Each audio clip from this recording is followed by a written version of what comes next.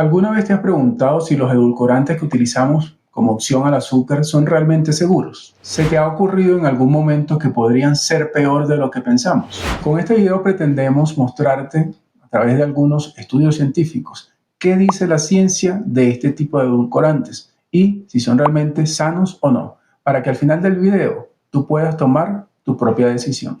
Bien, empecemos por definir qué son los edulcorantes. Esto básicamente son unos químicos, pueden ser de origen sintético, es decir, creado por una industria, creado en laboratorio, o pueden ser naturales, que tienen la posibilidad de endulzar los alimentos o distintos productos.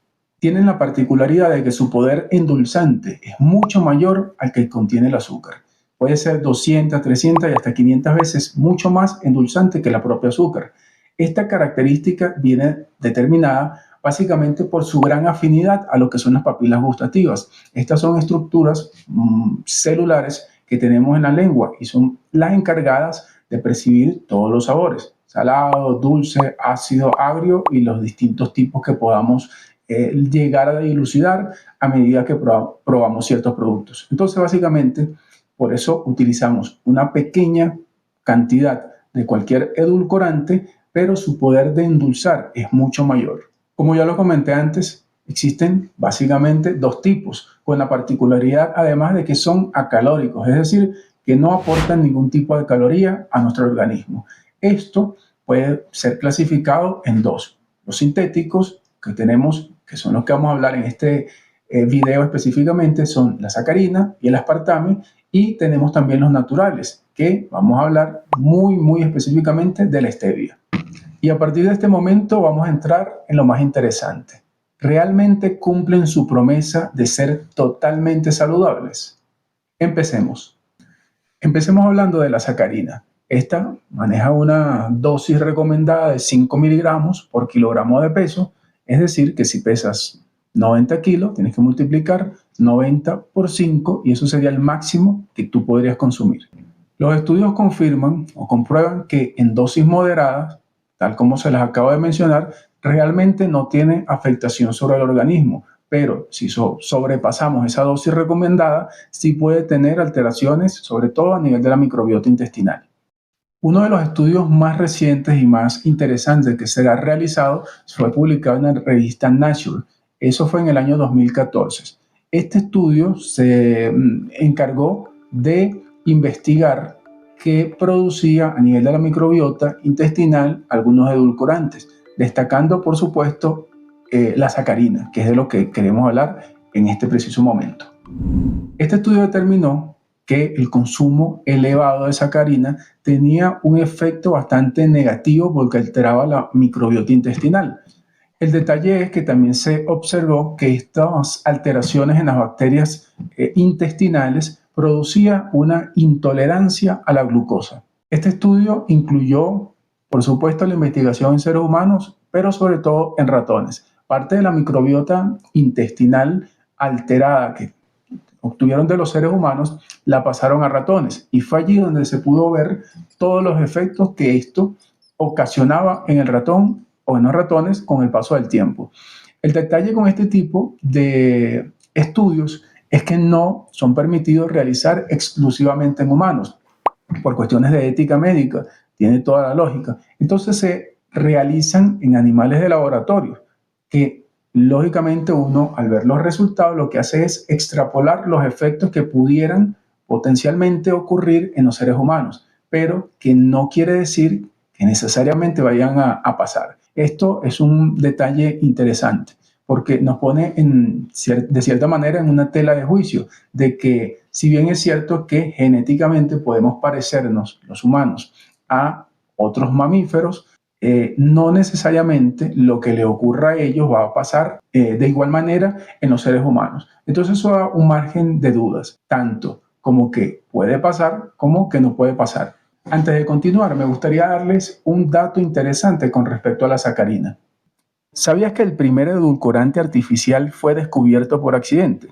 En 1879, el químico ruso Konstantin Falbeck trabajaba en un laboratorio de la Universidad Johns Hopkins. Investigaba derivados del alquitrán del hulla, cuando, sin querer, cambió la historia. Un día olvidó lavarse las manos y al comer notó un sabor increíblemente dulce. El responsable, la sacarina. En 1884, Falber patentó este edulcorante, iniciando su producción masiva. Durante las guerras mundiales, la sacarina ganó popularidad como un sustituto barato del azúcar. Aunque fue polémico por posibles riesgos de salud, estudios modernos demostraron que era segura en dosis normales. Hoy sigue siendo utilizada y marcó el inicio de una revolución en los edulcorantes. Ahora hablemos del segundo edulcorante que queremos estudiar en este video y es el aspartame. Tiene una dosis recomendada de 40 miligramos por kilogramo de peso. Lo lógico es no sobrepasar esa dosis. En general se presume que no tiene hasta ahora comprobado efectos sobre la microbiota intestinal y es 200 veces más dulce que el azúcar. Hay un detalle con este edulcorante que dentro de su estructura química tiene un aminoácido llamado fenilalanina. Y hay una enfermedad que se llama fenilcetonuria que evita o impide, hace muy difícil que estas personas que padecen esta enfermedad eliminen este aminoácido. Por lo tanto, una persona que sepa que tiene esta patología no debería consumir aspartame. El otro detalle de este edulcorante es que es muy inestable. Básicamente se elimina cuando está expuesto a altas temperaturas. Por lo tanto, no puede ser utilizado en alimentos, en productos que vayan a pasar por altas temperaturas. El año 2023 se realizó un estudio que causó o encendió las alarmas y está causando mucho debate en relación al uso del aspartame. Es porque se comprobó en este estudio que el aspartame, el uso diario de este edulcorante, produce un aumento en la posibilidad de padecer ciertos tipos de cáncer. El detalle es que la cantidad de aspartame que se utilizó en cada uno de los individuos estudiados en este experimento fue muy elevada, el equivalente a la cantidad de aspartame que se utilizan en 20 latas de gaseosa, estas light, que la mayoría son endulzadas con el aspartame. Entonces, en la vida real, prácticamente nadie se toma 20 latas de gaseosas o de refresco. Entonces, por eso es que se debate si realmente hay una asociación entre el padecimiento de cierto tipo de cáncer y el uso de este edulcorante. Es por ello que en julio de 2023 la Agencia Internacional para la Investigación del Cáncer incluyó al aspartame dentro de los productos posiblemente cancerígenos. En este caso muy particular tenemos un estudio y esta importante institución, ¿sí?, encargada de la investigación específica para el cáncer, dice que es probablemente cancerígeno, pero otras instituciones también importantes en el área de la salud, dicen que consumiéndolo en dosis recomendada no causa ningún tipo de daño. Particularmente soy de los que piensa que cuando algo no se tiene claridad en una situación como esta, prefiero mantenerme al margen. En su caso, ¿qué hacen? Consumen azúcar o sencillamente no le hacen caso a eso o consumen algún tipo de edulcorante como sustituto del azúcar. Pueden dejarlo en los comentarios para saberlo. Ahora hablemos de la stevia, que en este caso es el edulcorante natural del que quiero hablarles. En términos generales, se considera bastante saludable. Tiene una particularidad de que no afecta, hasta ahora no ha sido comprobado que afecte la microbiota intestinal. Por otro lado, tiene entre 200 y 300 veces un poder de endulzar por encima de lo que es el azúcar propiamente. Y la dosis máxima recomendada es de 4 miligramos por kilogramo de peso. En términos generales, no deberíamos llegar siquiera a esa dosis para poder aprovechar el beneficio que esta nos brinda. Por supuesto, también es libre de calorías, es decir, que tanto esta como las que les he mencionado anteriormente no tienen ningún impacto sobre el índice glicémico, o sea, no nos va a elevar la glucosa en sangre. De todos los artículos que estuve revisando, prácticamente no encontré ninguno que dijera que comprobara que la stevia tiene reacciones adversas o que tenga impacto negativo en nuestra salud. Así que dentro de todas las opciones, creo que la stevia pudiera ser la más saludable dentro de todas. Para ir finalizando, es bueno considerar nuevamente la posible, negada a la vez, relación que existe entre el uso de edulcorantes y el padecimiento de ciertos tipos de cáncer.